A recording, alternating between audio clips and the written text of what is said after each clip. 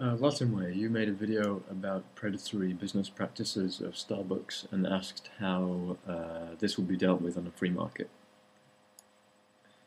or how it would be dealt with in the absence of government regulation specifically.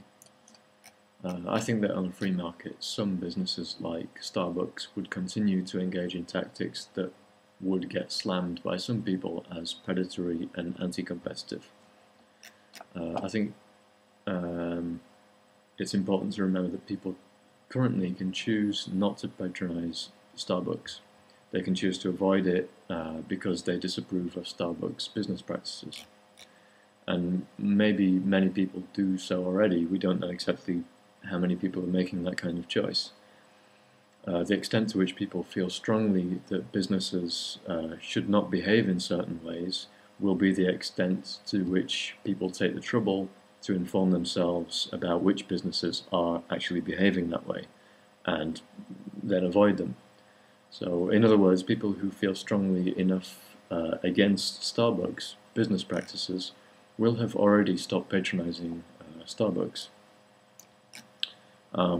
They may even be spreading the word about Starbucks low-down tactics.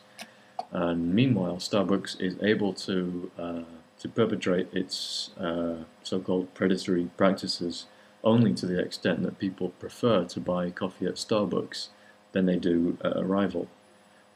So apparently, on aggregate, people value what Starbucks offers more than they care about and object to Starbucks' predatory business practices.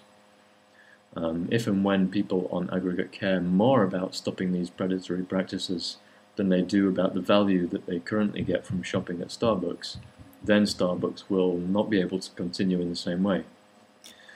Whether we personally disapprove of what Starbucks is doing or not, I think it's important to notice that leaving the market alone gives a situation that does a much better job of accurately reflecting the will of the people than having a blanket ban on predatory practices does.